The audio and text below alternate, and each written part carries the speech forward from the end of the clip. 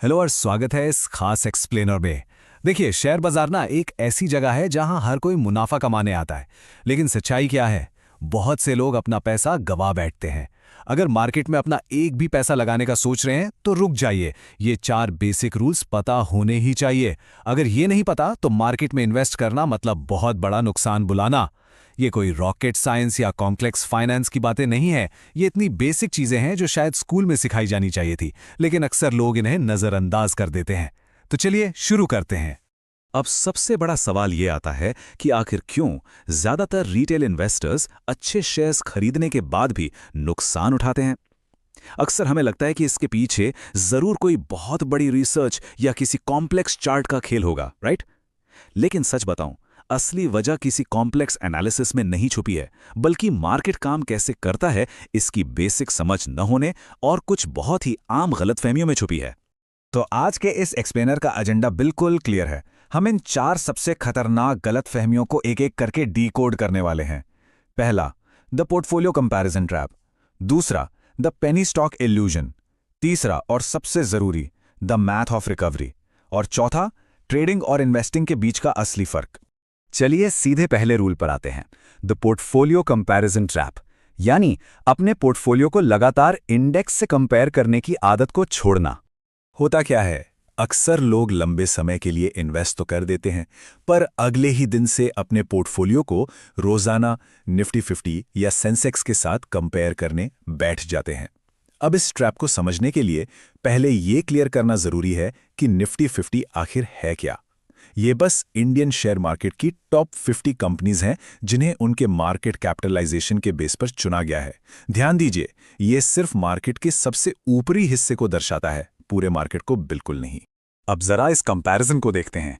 एक तरफ है निफ्टी 50 जिसमें सिर्फ 50 कंपनीज आती हैं, और दूसरी तरफ है हमारा पूरा शेयर बाजार जिसमें छोटी बड़ी मिलाकर 8,000 से भी ज्यादा कंपनीज लिस्टेड हैं।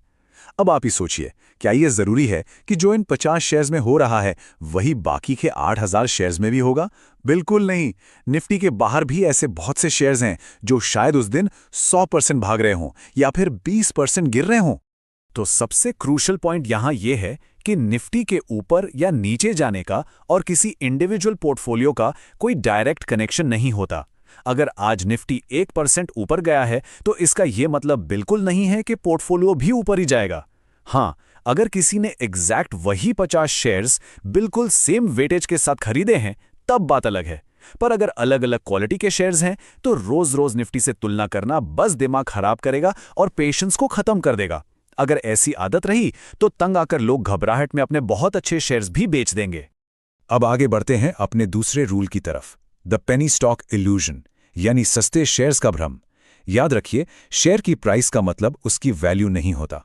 सिर्फ शेयर की कीमत देखकर उसकी वैल्यू का अंदाजा लगाना रिटेल इन्वेस्टर्स की सबसे फेवरेट और सच कहूं तो सबसे खतरनाक आदतों में से एक है। 2013 के इस हिस्टोरिकल डेटा पर नजर डालिए। उस वक्त आरकॉम का शेयर चल रहा था करीब 50 रुपए पर और एमआरएफ का शेयर था 12,500 रुपए पर। अब इन्वेस्टर्स का परसेप्शन क्या था?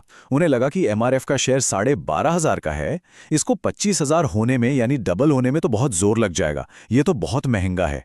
वहीं दूसरी तरफ 50 रुपए का आरकॉम उन्हें बड़ा सस्ता लगा कि ये तो चुटकियों में 100 का हो जाएगा।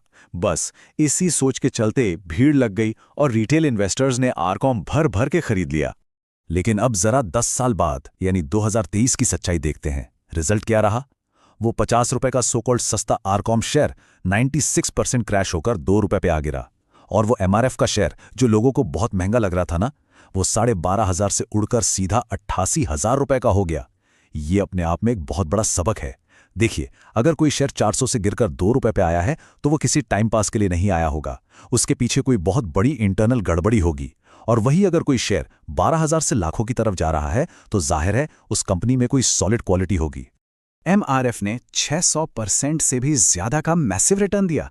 अगर सिर्फ 2 रुपए, 4 रुपए या 10 रुपए के छिंदी शेयर्स को इस उम्मीद में होल्ड किया जाए कि लंबे समय में ये मल्टी बैगर बनेंगे, तो भाई 50 साल बाद भी कुछ हाथ नहीं आने वाला। सिर्फ सस्ते प्राइस टैग के लालच में इन पेनी स्टॉक्स को खरीदना एक बहुत बड़ा जाल है। प्राइस और वैल्यू, ये दोनों बिल्कुल ही अलग चीजें हैं। अब आते हैं तीसरे और मेरे हिसाब से सबसे इंपॉर्टेंट रूल पर, द मैथ ऑफ रिकवरी, यानी परसेंटेजेस कैसे काम करते हैं, इसका असली गणित। चलिए एक सिंपल सा सवाल पूछता हूं। अगर 100 रुपए का एक शेयर 90% गिर जाता है तो उसको वापस अपने पुराने 100 रुपए के लेवल पर आने के लिए कितने % ऊपर चढ़ना होगा? एक सेकंड लीजिए और सोचिए। शायद दिमाग में तुरंत जवाब आया होगा, अरे 90% गिरा है तो 90% ही चढ़ना पड़ेगा ना। पर दोस्तों, यहीं पर होती है शेयर बाजार की सबसे बड़ी मिस्टेक। आइए इस पूरे मैथ्स को step by step break down करते हैं। स्टेप 1, 100 रुपए का शेयर 90% गिरा तो 100 का 90% हुआ 90 रुपए, यानी अब शेयर की कीमत रह गई सिर्फ 10 रुपए। स्टेप 2, अब मान लीजिए ये 10 रुपए का शेयर अगले ही दिन 90% ऊपर भाग जाता है, तो 10 रुपए का 90% कितना हुआ? सिर्फ 9 रुपए, यानी टोटल कीमत हुई 19 रुपए। 100 रुपए तो बिल्कुल नहीं हुई। तो अब सवाल ये है कि उस 10 रुपए के शेयर को वापस 100 रुपए तक पहुंचने के लिए आखिर कितना प्रतिशत भागना पड़ेगा? जवाब है पूरे 900%। जी हां, सुनने में अजीब लगता है पर सच यही है। ऊपर से 90% गिरना और नीचे से 90% भागना, ये दोनों मैथमेटिकली जमीन आसमान का फर्क रखते हैं। ये वो आहा मोमेंट है जो रिकवरी को देखने का पूरा नजरिया बदल देता है।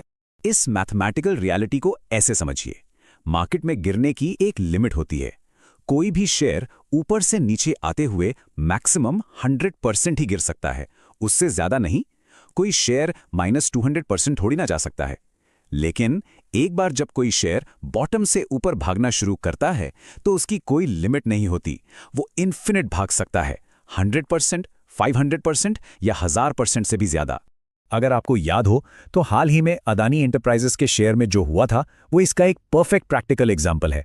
वो शेयर करीब 60% क्रैश हुआ था, फिर कुछ दिन बाद अपने लोएस्ट पॉइंट से वो 30% भाग गया। अब कई इन्वेस्टर्स ने कैलकुलेशन लगाई कि अरे वाह, 60% गिरा था और अब 30% चला गया है, मतलब आधा तो रिकवर हो गया। लेकिन भाई साहब, ऐसा नहीं होता। नीचे के लेवल से 30% का बाउंस बैक उस पुराने 60% क्रैश का आधा बिल्कुल नहीं है। पुराने लेवल पर वापस आने के लिए उसे वहां से 250 या 300% भागना पड़ेगा। इसी बेसिक मैथ को ना समझने की वजह से लोग अक्सर गलत जगह एंट्री ले लेते हैं और लंबे फंस जाते हैं। चलिए अब हम आते हैं अपने चौथे और आखिरी रूल पर, ट्रेडिंग वर्सेस इन्वेस्टिंग। इन दोनों के बीच का क्लियर डिफरेंस पता होना ही चाहिए। सच तो ये है कि बहुत से लोग इन दोनों कॉन्सेप्ट्स की खिचड़ी बना देते हैं, पर ध्यान रखिए, इनके बीच एक बहुत ही क्लियर बाउंड्री है। ट्रेडिंग हमेशा शॉर्ट टर्म गेम होता है। इसमें सारा फोकस मोमेंटम और न्यूज़ पर होता है, और सबसे इंपॉर्टेंट बात, इसमें स्ट्रिक्ट स्टॉप लॉस का यूज किया जाता है। सीधी बात है, अगर प्रॉफिट बना तो ठीक, वरना छोटा सा लॉस बुक करो और गेम से बाहर हो जाओ। वहीं दूसरी तरफ इन्वेस्टिंग एक लॉन्ग टर्म होराइजन की बात है। यहां डेली न्यूज़ पर नहीं, बल्कि कंपनी के बिजनेस मॉडल और उसके फंडामेंटल्स पर फोकस किया जाता है। एक असली इन्वेस्टर को स्ट्रिक्ट स्टॉप लॉस की जरूरत नहीं होती। इसको एक बहुत ही शानदार क्रिकेट एनालॉजी से समझते हैं। देखिए, एक सॉलिड इन्वेस्टमेंट बिल्कुल विराट कोहली जैसा होता है। विराट एक लॉन्ग टर्म के भरोसेमंद और स्टार प्लेयर हैं। अब अगर वो किसी एक मैच में 0 पर आउट हो जाएं, तो क्या उन्हें तुरंत टीम से बाहर फेंक दिया जाता है? बिल्कुल नहीं। ठीक उसी तरह अगर कोई फंडामेंटली स्ट्रांग स्टॉक किसी टेम्परेरी मार्केट कंडीशन की वजह से थोड़ा डिप ले लेता है, तो एक समझदार इन्वेस्टर उसे पैनिक में आकर कभी नहीं बेचता। तो अब टाइम है इस पूरे एक्सप्लेनर को सम अप करने का। ये 4 रूल्स हमेशा दिमाग में छपे होने चाहिए। पहला, निफ्टी से रोज रोज अपने पोर्टफोलियो की तुलना करना बंद करें। दूसरा, पेनी स्टॉक्स के जाल से बचें। याद रखिए, सस्ता प्राइस हमेशा वैल्यू नहीं देता। तीसरा, परसेंटेजेस और रिकवरी के मैथ को हमेशा ध्यान में रखें। और चौथा, ट्रेडिंग और इन्वेस्टिंग को आपस में कभी मिक्स ना करें। तो आखिर में आप सबके लिए एक सवाल छोड़कर जा रहा हूं। देखिए, शेयर मार्केट कोई मैजिक या रॉकेट साइंस नहीं है।